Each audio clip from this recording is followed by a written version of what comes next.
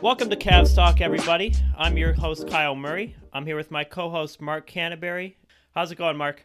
Good. Can't complain, Kyle. Awesome. Good to hear. And our guest, Zach Weiss. Zach, how's it going? It's good, man. We just beat the Nets for the second time in 3 days. Feeling really good about how things are looking right now. Yeah, honestly, I haven't felt better about the Cavs in almost a few years at this point. So I'm really excited. Zach, you host Across the Cavs. Seen you a lot on Twitter, posting a lot of good content. Want to give that a quick plug and tell us what it's all about? Yeah, so Across the Cavs is a part of the Across the Board podcast network. And it's basically exactly what it sounds like. I didn't come up with the name. Shout out to Chandler Adams. He did. Across the Cavs is basically me kind of giving all my takes on Cleveland. And, I've been lucky to interview several players so far. And in broadcasters, I'll have another Cavs player on early next week. I'll be able to check that out. I'm not gonna tease it, but it's definitely worth listening to. It's a former point guard that played during the LeBron years, and talk about the Cavs. When I get on Twitter, just want to have some good interactions with Cavs folk because I'm not in Ohio. I don't know a ton of Cavs fans in my real everyday life, so to kind of hop on, that's where my sharing some thoughts and engaging in Cavs conversation happens for me. It's all on Twitter. That's a great solution, and awesome that you're getting a former Cavs player on the show. That's really cool. Everyone who's listening should drop him a follow. His handle is @AcrossCavs. Look him up on Twitter, drop him a follow there. Looked at your pinned tweet, got a really cool Cavs history mini-series there. That's really thorough and in-depth. Very impressive stuff. Everyone should be checking that out. Appreciate that. That was a lot of fun. I was able to talk to Evan Damrell, who we see giving quotes every day. Justin Matcham from the Cavs Central Pod, Dan Galinsky, you see him with King James Gospel, and my pal Ben Jones over in England. I was just, not a ton was happening, and I figure I've only been alive since 1995, so why not take a deep dive and really kind of enlighten myself on the history. It was a lot of fun. That's funny. Yeah, I was born in 94. Mark, 95, right? Or 96? 97. 97. Oh, my gosh. Very fortunate. Very Baby. Fortunate. Jealous. Awesome. You guys are basically 30. Round up. In a couple of years. Yeah, we're going to do a history mini-series on our lives soon. If you want to produce that, Mark, you can introduce Come check it out. But yeah, we'll backtrack a little bit. Like I said, super excited about those Nets wins, but I did want to talk about Kevin Porter Jr. Just got traded to the Rockets for what essentially would be considered cutting him. It was a top 55 protected pick. Cavs probably won't see that in the future, but maybe it'll be something we can throw into a trade and somehow boost the trade value if we're dealing out one of our current players. Any thoughts on that from you, Mark? Basically, if this was NBA 2K, this would be that last bit you put in the trade simulator to get the other team to accept the deal. So the Cavs have that in their back pocket, which is nice. At the end of the day, everyone who's a Cavs Talk podcast fan knows that I'm a huge Kevin Porter Jr. fan, and I'm kind of sad about it. But even I will admit that, you can't throw food at your boss and expect to still work there. So it's a shame that it didn't, work out for him, because from every account that I've heard that, the organization was really attempting to help him get back in order and get everything together and was willing to support him, and he just couldn't get it figured out here. I wish the best for him going to Houston. I hope that organization can help him, focus on basketball and get back to performing on the court. But I think it was time for the Cavs to move on, and I think that both teams will be better moving forward because of this. Yeah, and I'll pan over to Zach here. Any thoughts on the locker room incident itself? I know that there were a decent bit of discussion on social media about who was to blame, really. A lot of people thought that the Cavs should have kind of foreseen this coming and said, well, you don't treat someone like that if you know they're a pretty sensitive person or if they're in a sensitive situation. Just don't move their locker. But also a lot of other people were like, well, you can't really make excuses for this guy. It's just protocol at that point. He hadn't played all year. Any thoughts on that, Zach? Yeah, so first off, to Mark's point, if your name is J.R. Smith, you're allowed to throw soup. But if it's a solid food, you will get traded. That's Honestly, my soup is so much worse. Yeah, soup is worse. I mean, you get those burns. Anyway, I wouldn't have moved his locker, at least not without approaching him first. Taurean Prince has been very solid, but that does not make up for the fact that that's who got his locker. Kevin Porter had some off-court issues at USC. Same was true of his summer in Cleveland. And it's funny, guys, because if Kevin Porter Jr., if we were talking about trading him at any point during last season, we'd say, wait, what? He was a top 4 or 5 guy on the Cavs. He fit what they were trying to do, a team that was going to lose a lot but get better. Now, all of a sudden, they're 8-7. And let's just say he did come through and get better. Whose spot in the rotation would he deservedly take?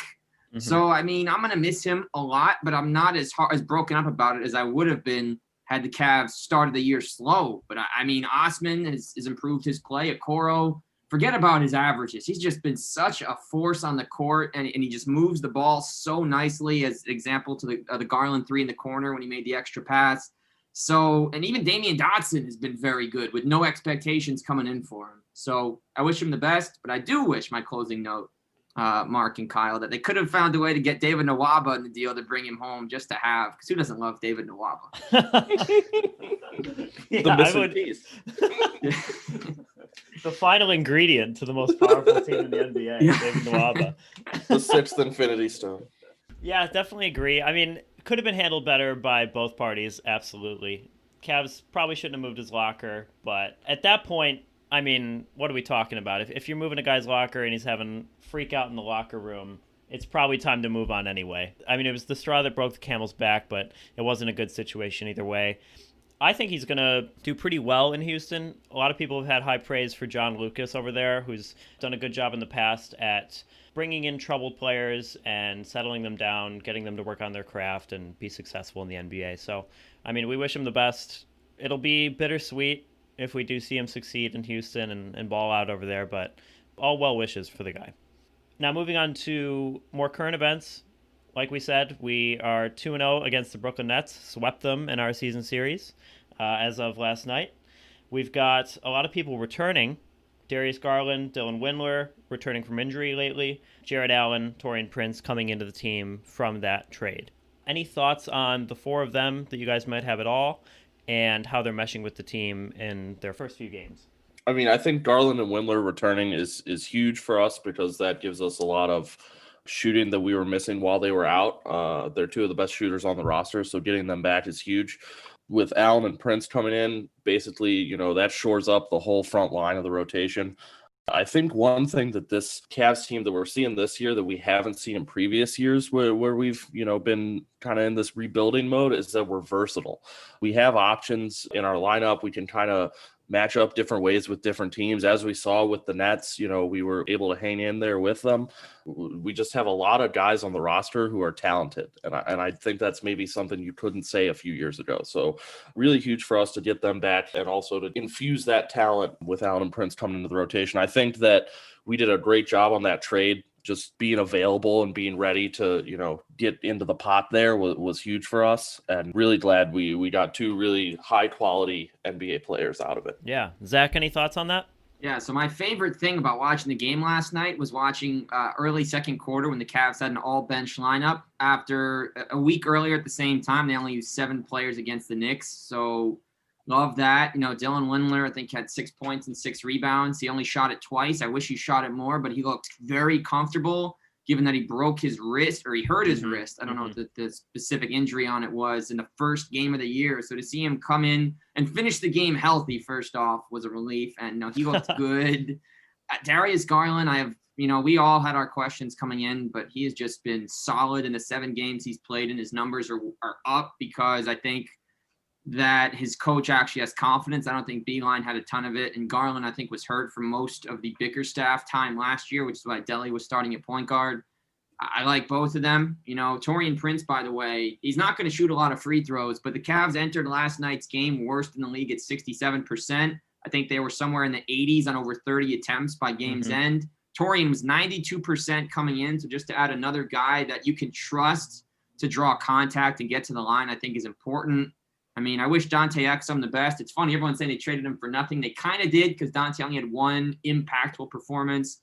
I think he was a good locker room guy, and I think he definitely instilled some wisdom in Colin and Darius that we're going to continue to see them use, given that he was with Ricky Rubio for a little while, and I think George Hill as well in Utah, so he learned from some good guys. George also obviously taught Colin, but I like where the Cavs are going, and I'd actually be very comfortable to see I know we're going to talk about this, to see Drummond and Allen both stick together all year, and then maybe do something at the end of the season with moving Drummond, because one has a bad game, you still have a big guy to protect the rim and make plays from the center position, even if one's in foul trouble or one's having an off night. And that, in this NBA, is not something you can say about maybe any other team in the game, except that I don't even know two bigs like that have the capability of taking games over for stretches. Yeah, and they did. Going back to what Mark was saying about how deep the roster is, I mean, I don't think the Cavs roster has been this deep in the past couple of years, and it showed last night. Garland coming off the bench, I know was talked about a lot when people were doubting him, and then he came in at the beginning of this year and kind of showed why he deserved to be the starting point guard on the team. But him and Jarrett Allen with the second unit last night, oh my gosh, that was so exciting. They need a nickname themselves. Everyone, we need to pair up everyone on the Cavs roster and give them all nicknames, because I just want to see plays like that. Jarland. Yeah, Jarland.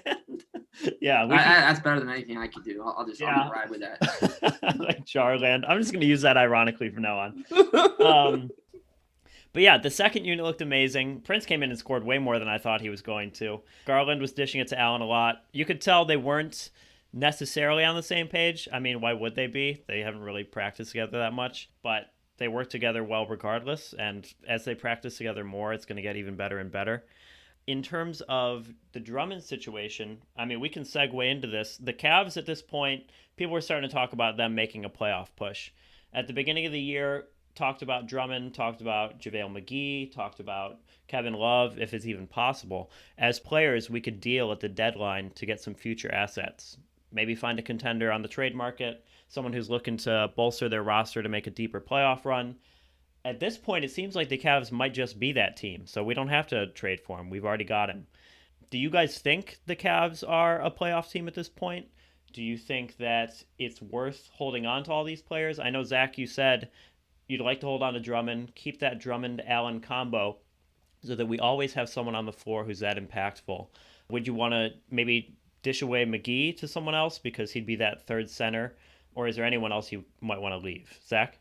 Yeah, so first off, I think the Wizards just took themselves out of the JaVale sweepstakes by picking up not only Alex Len, but they also signed Jordan Bell to a 10-day contract this morning. Oh, man. Which is ex-Cavs. So that's one of a few teams. I could see the Suns maybe. You know, I was watching their game against Denver last night. When they take out Ayton, their options are Frank Kaminsky and Dario Saric. I don't know if they want Dario playing the 5. If they want a legitimate rim protector, the Suns probably have a young piece or two that isn't getting minutes they could get. Maybe the Cavs pick up a vet like Etuan Moore riding the bench, just another veteran voice who's been around some winning teams in New Orleans as an option there, and they probably have similar salaries. Or Brooklyn picked up Norval Pell right before the game last night, but he's not going to cut it.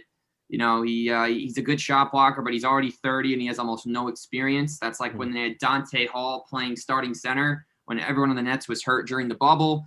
Yeah, I'd love to see Drummond stick around for now. You know, Jarrett Allen, I mean, if they trade him, they trade him. I do think the Cavs are currently a playoff team, and I think they could take a top 3 team in the East to at least 6 games with how they're playing right now.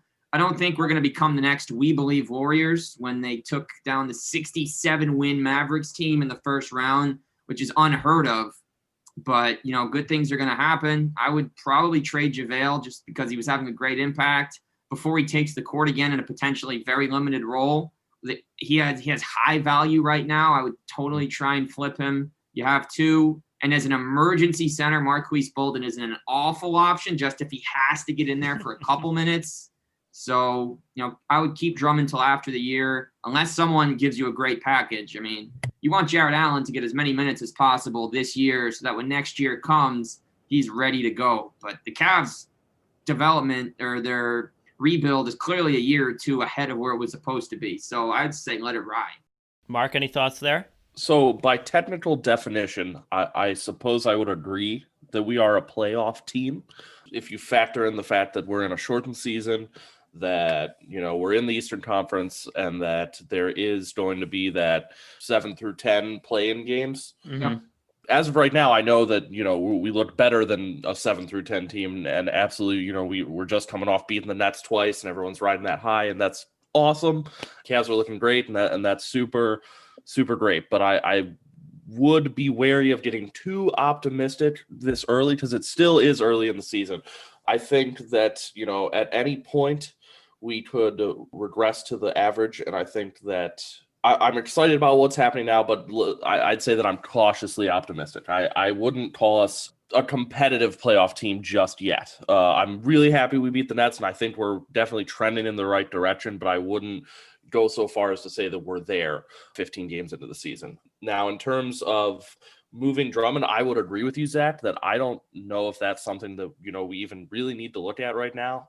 Drummond has maybe even been better this year than expected going into it. I think part of that has to do with the fact that he's in a contract year.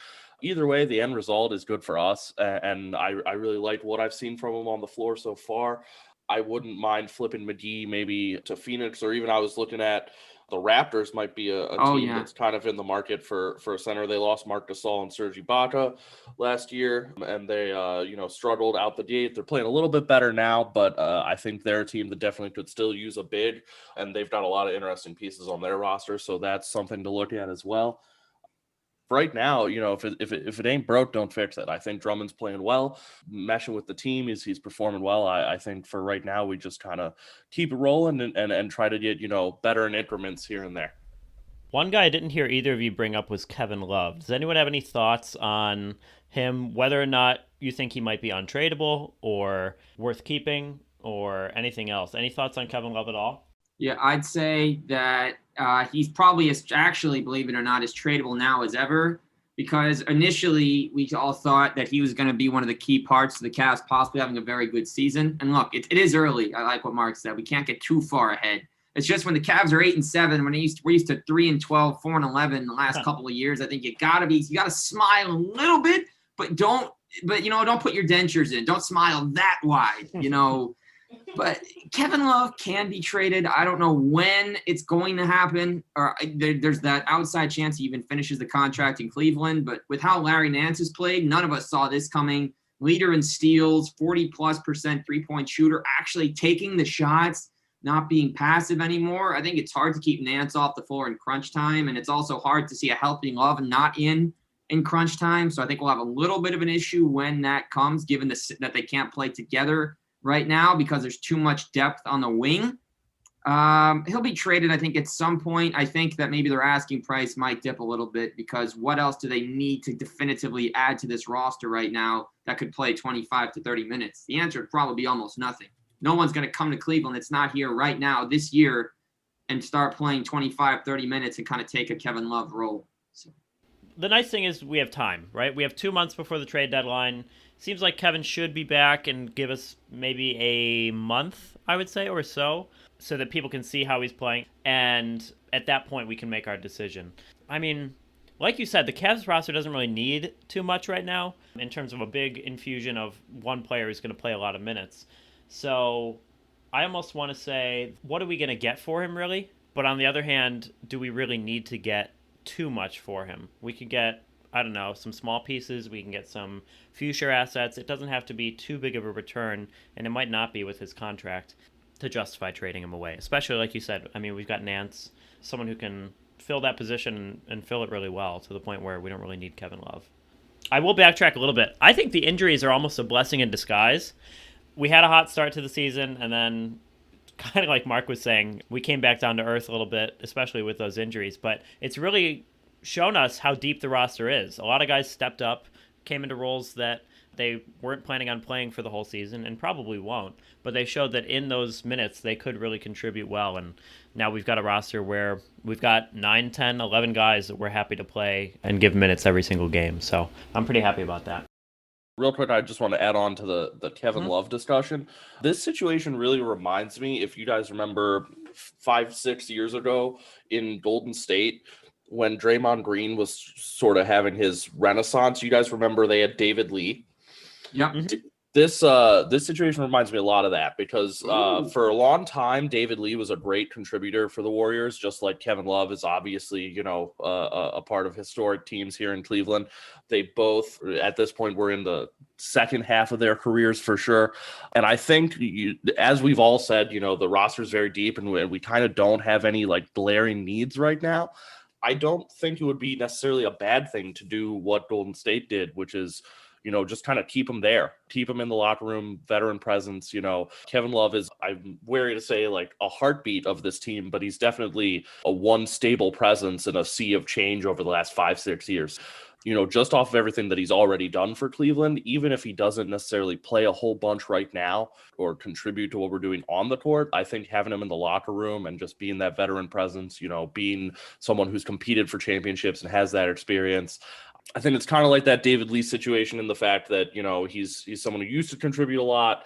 He, maybe isn't as valuable on the court now, but still definitely holds a lot of value in the locker room. And based on, what he's done for the team, I don't think we necessarily have to move him. Yeah, I agree. I don't think there's a clear-cut best route to take in this scenario. Like we said, the Cavs are on a hot streak. The rest of the season is kind of up in the air. It's for the taking right now, and we'll just have to play it out and see how it goes. Yeah, I just wanted to add on to what Mark was saying about David Lee, and I don't think I've heard a better comparison for a situation in a long time, because I don't think that's something I would have thought of. But you look at his situation, not to give an oral history of David Lee signing with the Warriors, but you guys remember he signed a 6-year deal, and after a 2010 season with the Knicks led him to his first All-Star game, and I think All-NBA selection, and he was supposed to be their guy. It was going to be David Lee and Steph. And then, Mark Jackson comes in. He did some good things, but all in all, they didn't win enough. Steve Kerr comes in, and I think it was the last year. David Lee had 2 years left on his contract coming into that season. Ended up actually playing a big role in Golden State winning the title as just a kind of a reserve, which no one saw coming for a guy making, $15 million, which is basically the new $30 million in today's NBA.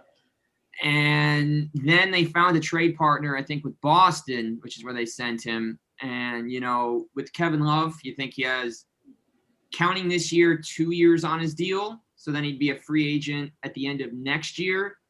So, it's very possible that something could happen. But I just really like the David Lee comparison because it's accurate. They had somebody kind of like Larry Nance, who we all kind of scoffed when Bickerstaff said, we want Larry to play the Draymond role. And I saw the comments. It's like, ugh. But now, look at him now. What hasn't he done? So totally on board with Larry being the full-time starting power forward no matter what moving forward. And whatever happens with Love happens. But I do hope he sticks for at least a while longer and gets to have a number of more meaningful games, because Cavs wouldn't be where they are today without him. They wouldn't have the title. And I think that as far as just confidence goes, no one's ever been, as confident at times on the court as Love, taking 3 after 3, even on his 0 for 5, 0 for 6 nights. Remember, guys, the last win the Cavs had last year before the shutdown, they're playing the Spurs. Cavs are down by 3, and then Kevin Love with the tying 3, I think, to send the game to overtime where they did win. They pick up their last win until opening night this year. So we can't forget about all the great things he's done. At the same time, I think his best days on the court are in the past. Yeah. We definitely have said in the past that if there was anyone we were going to pay that kind of money to, even if they weren't necessarily worth it at this point, it would be Kevin Love. We're happy to pay him compared to anyone else in the NBA. And to expand upon your point, he's actually got 3 years left on his contract. Oh, okay. So making 31 the next 2 years and then 28 in 2022 and 2023. So, yeah, we've got him for a while. Yeah, maybe keep him this year, trade him next year, maybe trade him the year after. We'll just have to see how it plays out. Great points, though. Yeah, love the David Lee comparison. Thank you. Like we said, check out Across the Cavs, Zach Weiss. His handle is @AcrossCavs. Drop that a follow, please. Check out the content he's putting out. And like you said, you've got a great episode coming out in the next week, would you say, or so, with a former Cavs player? Honestly, my editing is very minimal. I'd say Monday. I look for it before tip-off against the Lakers, so you can enjoy something before the tough game. Well, we appreciate you coming on. Very impressive. I think you're a very well-spoken dude, and there's not really much editing to do when you are making your points. So really thank you for coming on. Yeah, thanks, man. Appreciate it. Thank you, guys. All right. Everybody have a good one. Go Cavs. Go Cavs. Woo! See you fight.